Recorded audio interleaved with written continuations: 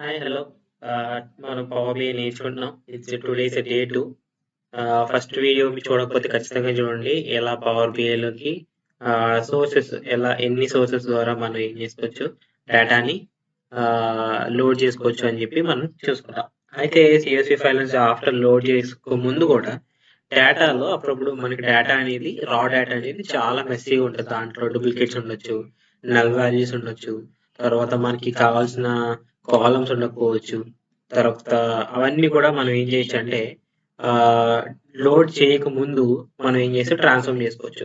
Okay, మనం load చేస్తాం కదా, there is an option to clean again transform మళ్ళీ చేసుకోవచ్చు కావాలనుకుంటే. అది ఎక్కడ ఉందంటే మనకి టూల్ బార్ లో ఏముంది, ఈ రిబ్బన్ లో మనం ఏం చేసుకోవచ్చు, పవర్ క్వెరీ ఎడిటర్ అని ఓపెన్ చేయొచ్చు.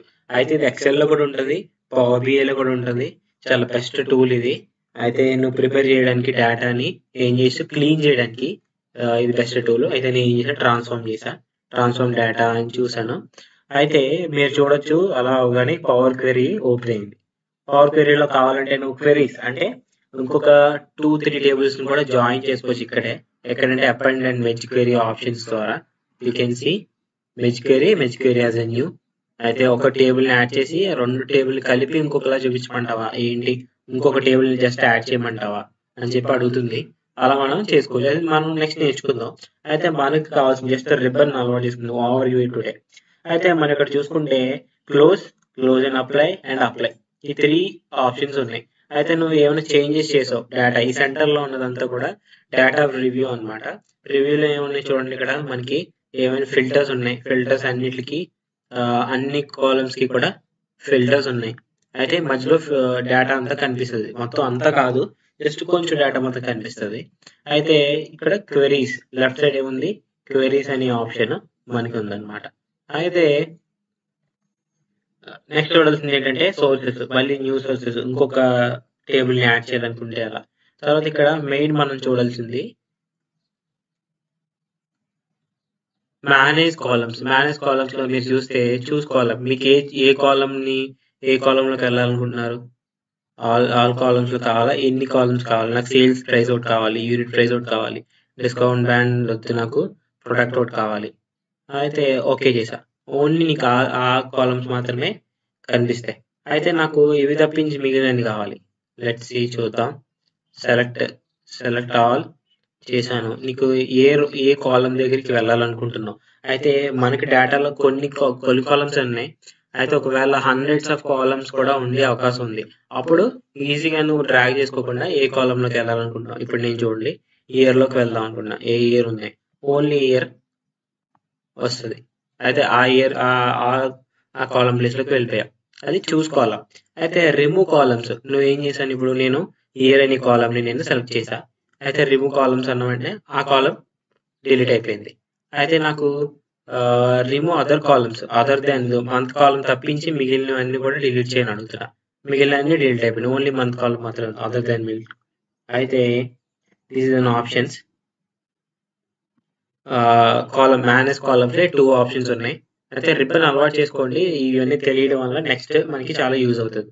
తర్వాత కీప్ రోస్, ఈ 2 ఆప్షన్స్ రోస్ కి సంబంధించినవి.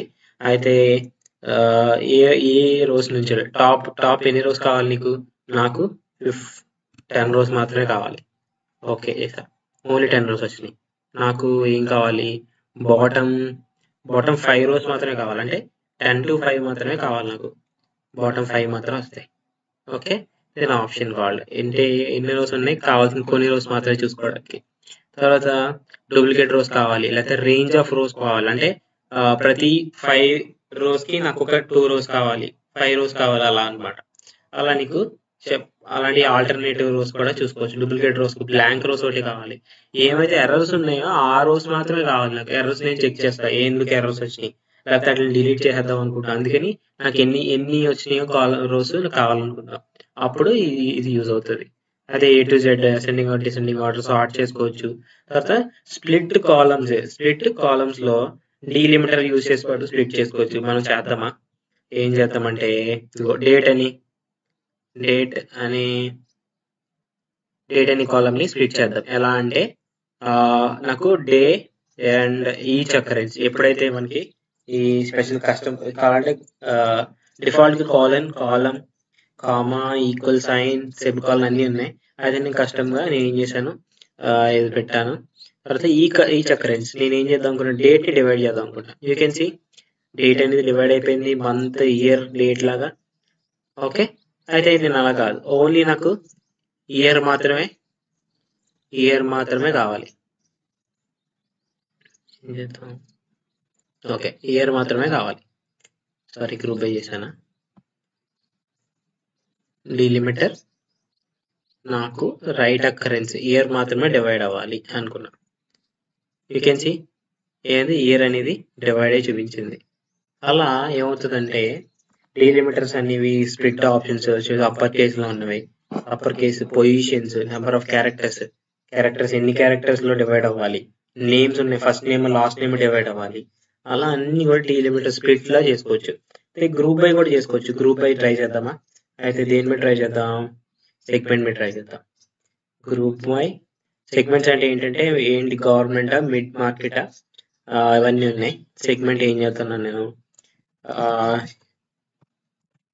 న్యూ గ్రూప్ సెగ్మెంట్ అని నేను దానికి నేమ్ చేసుకున్నా. అయితే సెగ్మెంట్ తర్వాత సమ్, ఇదేంటి సమ్ చేద్దాం, యూనిట్ ప్రైస్, యూనిట్ సోల్డ్ చేద్దామా, యూనిట్ సోల్డ్ అయినాయి చూడండి ఒకసారి.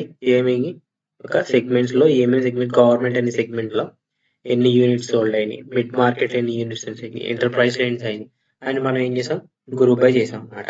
అయితే మీరు గమనిస్తే నేను రైట్ సైడ్ అప్లైడ్ స్టెప్స్ అన్ని స్టెప్స్ కూడా అప్లై అవుతున్నాయి.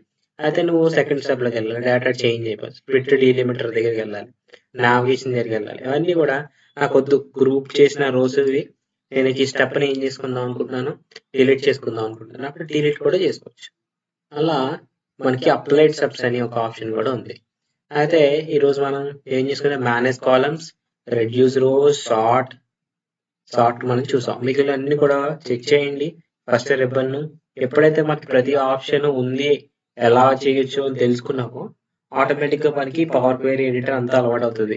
ఇక్కడే మనం డూప్లికేట్స్ ఎన్ని ఉన్నాయి చూసుకోవచ్చు. ఇక్కడే మనం ఏం చేయొచ్చు, ఒక డేటా టైప్ చేంజ్ చేయొచ్చు. You can C data type change చేయొచ్చు. ఏం చేద్దాం అనుకున్నాను నేను, ఇది టెక్స్ట్ లో పెడదాం అనుకున్నా, టెక్స్ట్ లో పెట్టేసా, ఇక్కడ పెట్టేసా నెంబర్. తర్వాత నెంబర్ లోకి ఉన్నదా, ఇది ఏబిసిడి నెంబర్ లో ఉంది.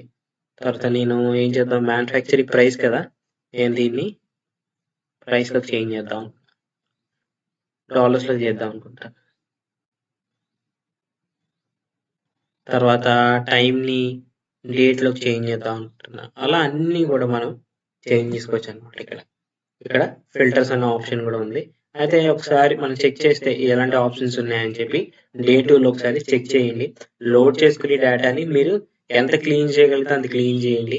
రిమూవ్ చేయండి రోస్ మీకు అవసరం లేనివి. ఓకే, తర్వాత ఏ రోస్ రిమూవ్ చేద్దాం అనుకున్నారో ఆ రోస్ రిమూవ్ చేయండి, కాలమ్స్ రిమూవ్ చేసేయండి అనవసరమని.